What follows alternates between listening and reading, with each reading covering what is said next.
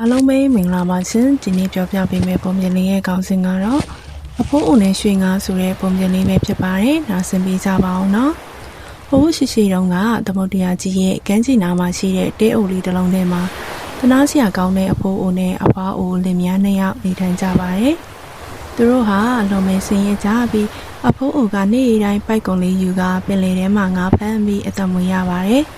ဒီနေ့မှာတော့အဖိုးအိုဟာထုံးစံအတိုင်းပင်လယ်ကမ်းခြေကိုတွားပြီးပိုက်ကုံကိုပင်လယ်ထဲပစ်ချလိုက်ပါတယ်။ပထမတစ်ချိန်ဆွဲပြင်လိုက်တဲ့အခါမှာတော့ရွှွညွန့်တွေပဲပါလာခဲ့ပါတယ်။ဒုတိယတစ်ချိန်ထပ်ပြီးပစ်ချပြန်တော့လေရေမော်ပင်တွေပဲပါလာခဲ့ပြန်ပါတယ်။အဖိုးအိုဟာစိတ်မပြတ်ပဲတတိယတစ်ချိန်ပိုက်ကုံကိုထပ်ပြီးပစ်ချလိုက်တဲ့အခါမှာတော့ထူဆန်းအံ့ဩစရာကောင်းတဲ့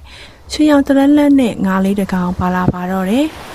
အဲ့ဒီရွှေငါးကလေးဟာတာမန်ငါးတွေလို့မဟုတ်ပဲလူလိုစကားပြောနိုင်စွမ်းရှိနေပါတယ်။ရွှေငါးကလေးကအဖိုးအိုကိုကြည့်ပြီးမျက်ရည်လေးတွေဝဲကတနာစရာကောင်းတဲ့အတန်လေးနဲ့အတနာခံစကားပြောပါတော့တယ်။အဖိုးအိုရဲ့ကျွန်တော်ကိုတနာပါပင်လေထဲကိုပြန်လှုပ်ပေးပါဗျာ။အဖိုးအိုလိုချင်တဲ့ဆုတစ်ခုခုကိုတောင်းရင်ကျွန်တော်ပြည့်အောင်လှုပ်ပေးပါမယ်လို့တောင်းပန်ချပါတယ်။အဖိုးအိုဟာစိတ်နှလုံးဖြူစင်ညံ့သူဖြစ်တာကြောင့်ရွှေငါးကလေးကိုတနာသွားပြီးဘာစုမှမတောင်းမင်းပင်လေထဲကိုပြန်လှုပ်ပေးလိုက်ပါတော့တယ်။အဖိုးအိုဟာအိမ်ပြန်ရောက်တဲ့အခါအဖွားအိုကိုသူကြုံတွေ့ခဲ့ရတဲ့ထူးဆန်းတဲ့ရွှေငါးကလေးအကြောင်းနဲ့လှုပ်ပေးခဲ့တဲ့အကြောင်းကိုပြောပြပါတယ်။အဖွားအိုကဒေါသတကြီးနဲ့အဖိုးအိုကိုစူပူပါတော့တယ်။အိုးလူမိုက်ကြီးရဲ့ဒီလောက်တောင်ကောင်းတဲ့အခွင့်အရေးကိုဖြုံးသိပြရသလား။ငါတို့မှတုံးနေတဲ့တစ်သားရေပုံးဟောင်းကြီးကကွဲအပ်ပြီးယူစိတ်နေတာကြပြီ။အဲ့ဒီရွှေငါးစီမှာရေပုံးအစ်စ်တစ်လုံးလောက်တောင်မတောင်းခဲ့ဘူးလားလို့အော်ဟစ်ဆဲဆိုပါတော့တယ်။အဖိုးအိုဟာ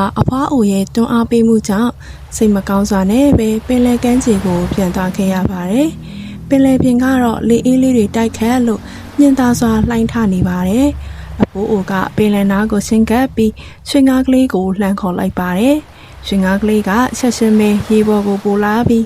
အဖိုးအိုဘာလို့ကျင်လို့လဲလို့မိပါတယ်။အဖိုးအိုကအင်ကအဖွားအိုစိတ်ဆိုးပြီးရေပုံးအစ်စ်တစ်လုံးတောင်းခိုင်းနေတဲ့အကြောင်းပြောပြပါတယ်။ရွှေငါးကလေးကစိတ်မပူပါနဲ့အဖိုးအို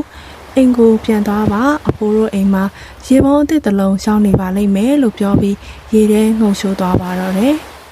အဖိုးအိုအိမ်ပြန်ရောက်တဲ့အခါမှာတော့အဖွားအိုရဲ့လက်ထဲမှာတကယ်ပဲအသစ်ဆက်ဆက်တားရေပုံးလှလေးတစ်လုံးကိုတွေ့လိုက်ရပါတော့တယ်။ရေပုံးအသစ်ရလာပြီမဲ့အဖွားအိုကတော့မကျေနပ်နိုင်သေးပါဘူး။နောက်တနေ့မနက်မှာတော့အဖွားအိုကအဖိုးအိုကိုထပ်ပြီးနှိုးဆော်ပါတော့တယ်။ဟေ့အဖိုးကြီးထဆန်ရေပုံးတစ်လုံးနဲ့ဘာလို့ရမှာလဲ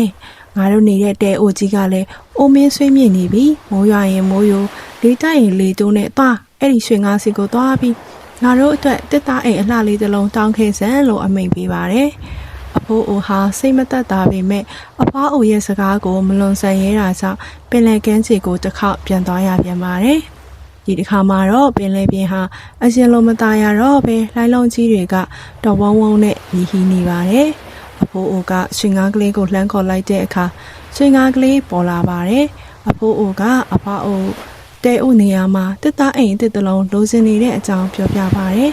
ရွှေငါးကလေးကစိတ်မပူပါနဲ့အဖိုးအိုအိမ်ပြန်ယုံတာပြန်ပါလို့ပြောပြီးရှိတဲ့ကိုတိုးဝင်သွားပါတော့တယ်အဖိုးအိုအိမ်ပြန်ရောက်တဲ့အခါမှာတော့သူတို့ရဲ့တဲအိုလေးနေရာမှာလှပဆန်းတဲ့တစ်သားအင်ကြီးတစ်လုံးဆောက်လုပ်ပြီးစီနေတာကိုအံ့ဩဖွယ်ရာတွေ့ရှိလိုက်ရပါတော့တယ်ဒါပေမဲ့အဖွားအိုရဲ့လောဘကတော့အဆုံးမရှိနိုင်ခဲ့ပါဘူးအင်ကြီးရပြန်တော့လဲမကျေနပ်နိုင်ပဲပိုးပြီးကြီးကျယ်မြင့်မြတ်ဆင်လာပါတယ်နောက်တနေ့မှာအဖွားအိုကလှပတဲ့အဝတ်စားတွေကိုဝတ်ဆင်ပြီးအဖိုးအိုကိုထပ်ပြီးအမိန့်ပေးပြန်ပါတယ်ဟေ့အဖိုးကြီးငါကဒီလိုအိမ်ရိုးရိုးလေးထဲမှာမနေချင်ဘူးငါကတတိုင်းပြည်လုံးကိုအုပ်စိုးတဲ့ဘုရင်မကြီးဖြစ်ရှင်တယ်။ဒါအဲ့ဒီရွှေငါးစီကိုဆက်ရှင်သွားပြီးငါကိုဘုရင်မကြီးဖြစ်အောင်တောင်းဆိုခဲ့စမ်းလို့ဒေါသတကြီးနဲ့ချင်းချောက်ပြောဆိုပါတယ်။အဖိုးအိုဟာအလွန်ပဲကြောက်လန့်ပြီးစိတ်ဆင်းရဲစွာနဲ့ပင်လယ်ကမ်းခြေကိုချက်ပြီးထွက်ခွာခဲ့ရပြန်ပါတယ်။ဒီခါမှာတော့ပင်လယ်ပြင်ကြီးကအလွန်တရာကိုလှိုင်းကပိုးတွေအပြင်းထန်ထန်နေပြီးကောင်းကင်ရံကြီးတစ်ခုလုံးလဲမှောင်မိုက်ညုံမဲလို့နေပါတယ်။ အဖိုးအိုကကြောက်ကြောက်လန့်လန့်နဲ့ရွှေငါးကလေးကိုလှမ်းခေါ်လိုက်ပါတယ်ရွှေငါးကလေးပေါ်လာတဲ့အခါအဖိုးအိုကအဖွားအိုဟာဘုရင်မကြီးဖြစ်ရှင်နေတဲ့အကြောင်းကိုတုံတုံရင်ရင်နဲ့ပြောပြရှာပါတယ်ရွှေငါးကလေးကဘာမှပြန်မပြောပဲအဖိုးအိုကိုစိုက်ကြည့်ပြီးရေထဲကိုစိတ်စိတ်ငြိမ်ငြိမ်ပဲနှင်းမြုပ်ပြောက်ကွယ်သွားပါတော့တယ်အဖိုးအိုအိမ်ကိုပြန်ရောက်တဲ့အခါမှာတော့ကြီးကျယ်ခမ်းနားတဲ့နန်းတော်ကြီးတစ်ခုပေါ်ပေါက်နေပြီးအဖွားအိုဟာလည်းရွှေအစင်တစားတွေဝတ်ဆင်လို့ဘုရင်မကြီးအဖြစ်ဒီလာခံစင်မြင့်ထက်မှာထိုင်နေတာကိုတွေ့လိုက်ရပါတယ်။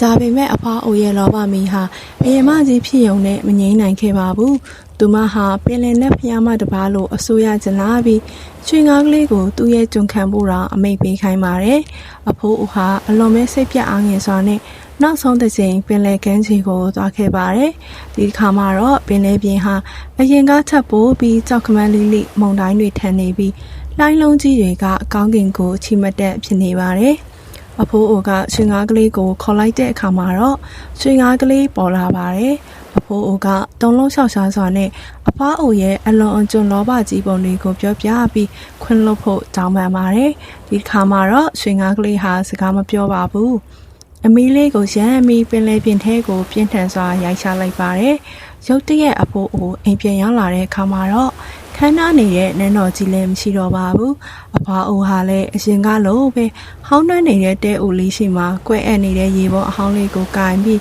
ငိုယိုနေပါတော့တယ်။အဖိုးအိုနဲ့အဖွားအိုတို့ဟာအရင်ကလိုပဲရိုးသားစွာနဲ့ပင်လယ်ထဲမှာငါးဖမ်းပြီးဘဝကိုအေးချမ်းစွာဖြတ်သန်းခဲ့ကြပါတော့တယ်။ပုံပြင်လေးကနေရရှိတဲ့သင်ခန်းစာကတော့လောဘဟာဒုက္ခရဲ့အစဖြစ်တယ်ဆိုတာပါပဲ။အဖွားအိုဟာရရှိလာတဲ့အခွင့်အရေးတွေပေါ်မှာခြေနဲ့ရောက်ရင်မှုမရှိပဲတဆင့်ထက်တဆင့်ပုံမလိုချင်လာတဲ့လောဘစိတ်ကြောင့်နောက်ဆုံးမှာတော့ရှိရှိသမျှအရာအလုံးကိုပြန်လည်ဆုံးရှုံးသွားခဲ့ရပါတော့တယ်။